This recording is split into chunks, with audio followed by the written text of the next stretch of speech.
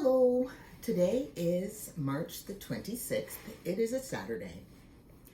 And through a very fortuitous series of circumstances, say that 3 times fast, I was able to order, and then I received, because it's a download, the instructions for Level 1 certification for the Master Hand Knitting certification from the Knitters Guild of America. I really didn't think I was going to be starting quite as soon as I am, but you will be unsurprised to realize I am actually knitting the first swatch, which isn't really a skill testing swatch as much as it is a directions following swatch. And good heavens, they gave me very complete directions.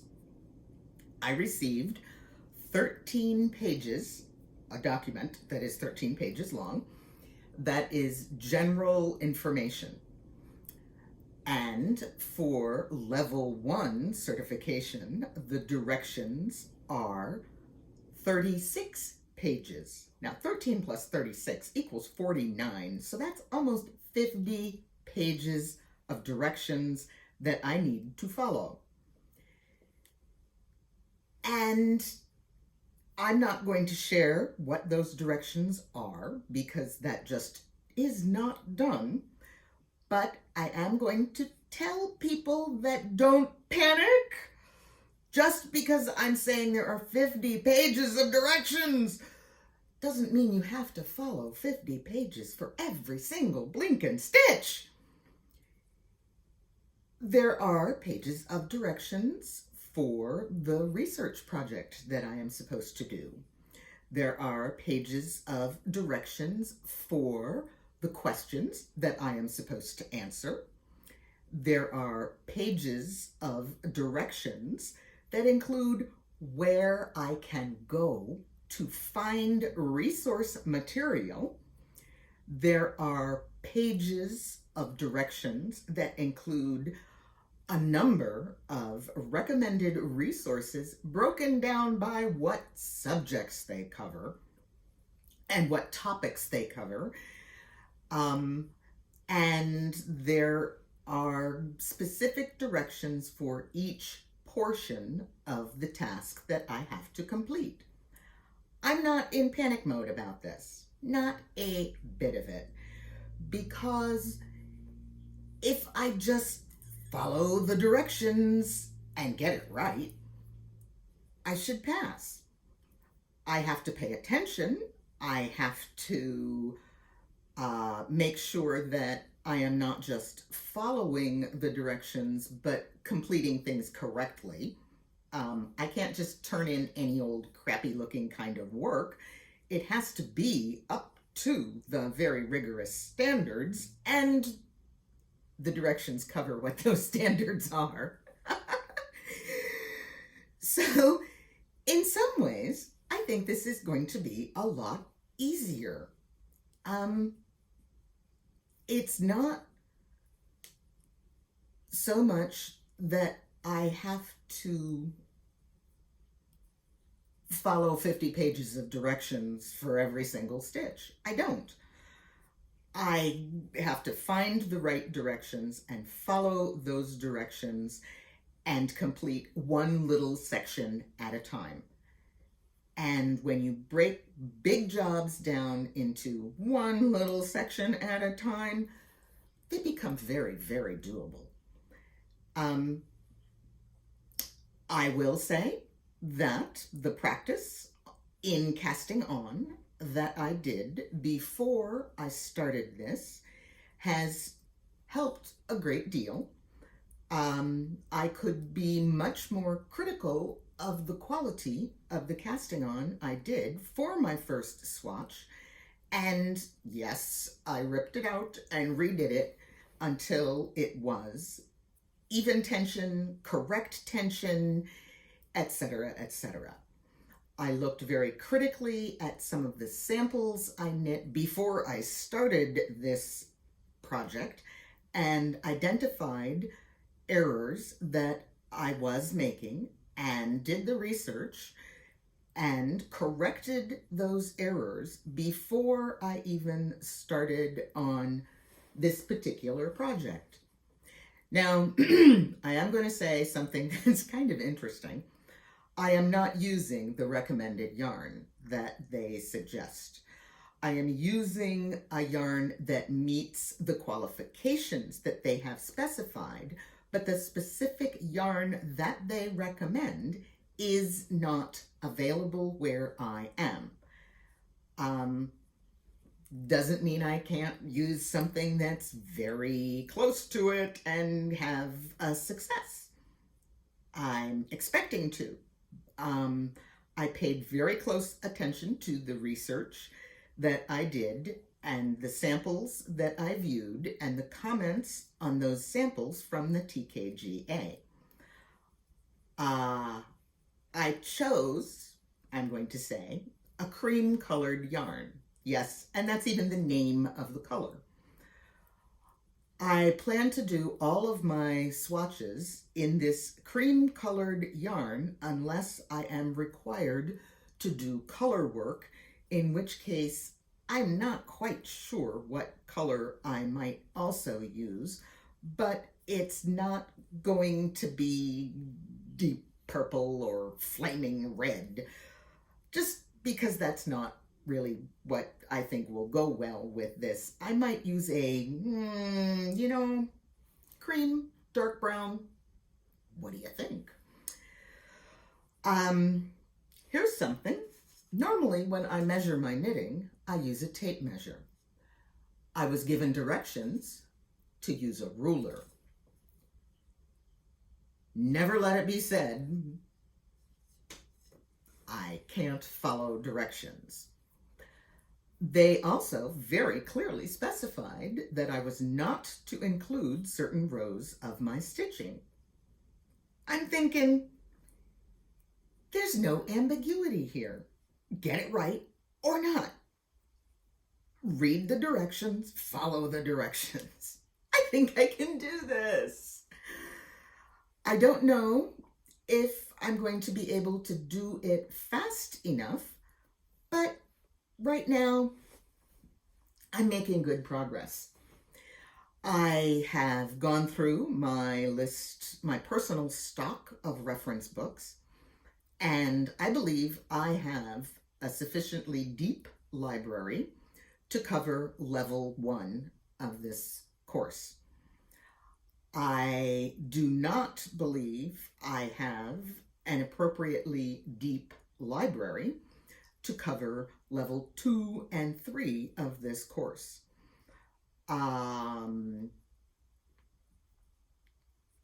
But I just said they gave me a list of recommended references.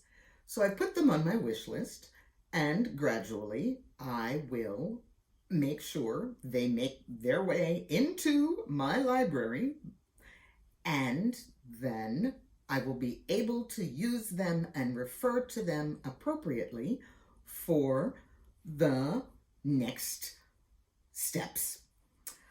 I believe I need to document, I'm not sure. I haven't read through the directions and highlighted those particular requirements, although I did print out the larger chunk of directions.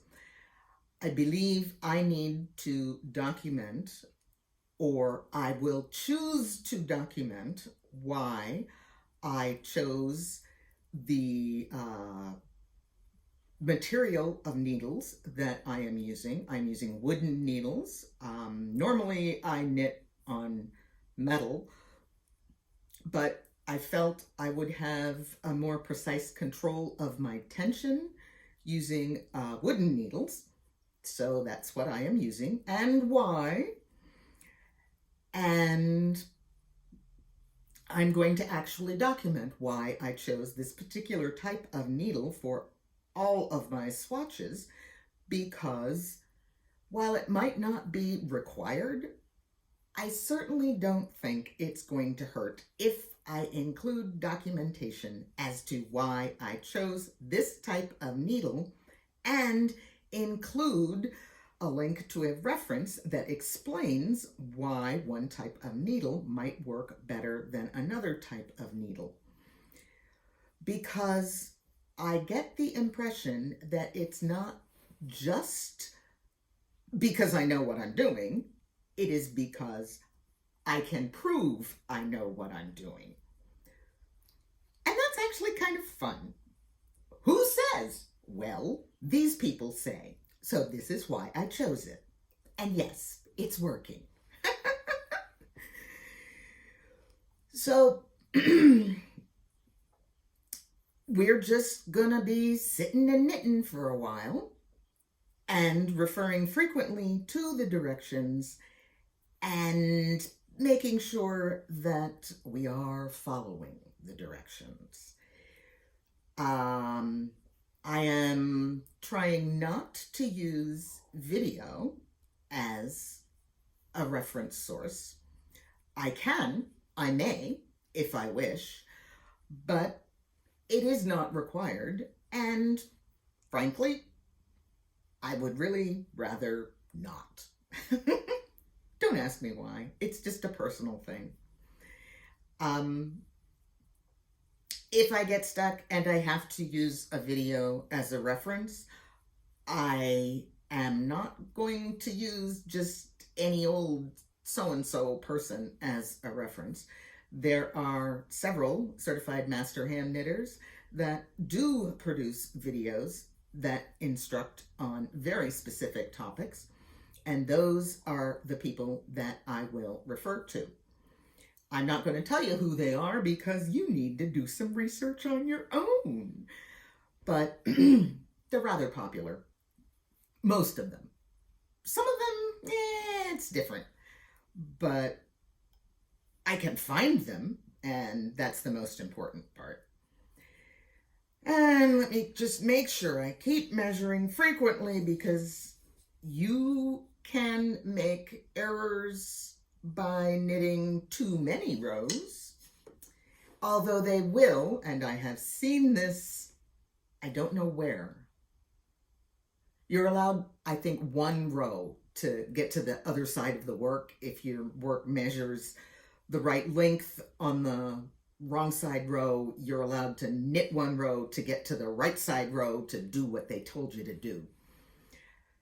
But if you're getting the appropriate gauge, you probably shouldn't have to do a lot of that. And I'm actually really liking this. It's looking very even. It's looking very square, even though it is stockinette stitch and it's curling like mad.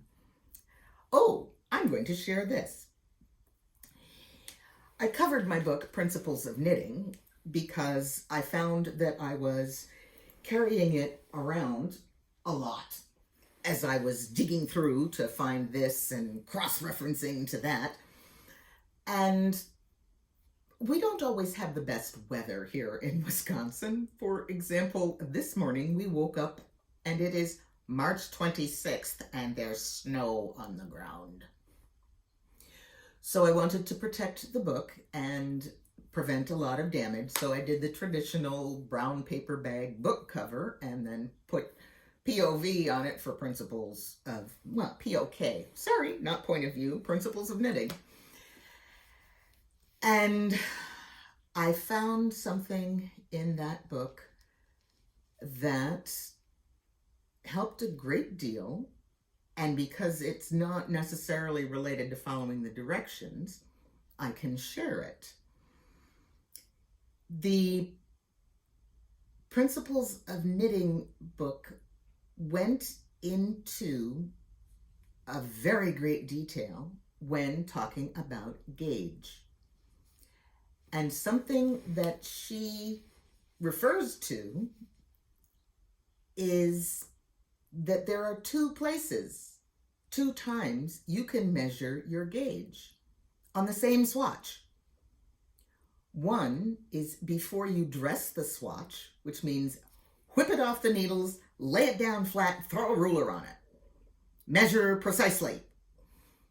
Then dress the swatch, which is very similar to blocking, get it wet, lay it out, get it square, all of that, and then measure it a second time. And those numbers will probably be different. This caused a little light to go on in my brain, because that means that all these people who are trying on top-down sweaters to determine if they fit or not are making their calculations based on something that has not yet been blocked. And it may be a completely different size after it is blocked. Well, I'm okay with that. I understand it. But I'm not sure it has occurred to many of these people who try things on mid-project. You knit a swatch, you blocked your swatch, you measured your swatch, you started knitting. And now you are testing the fit of something that hasn't been blocked. How do you know it's still going to fit?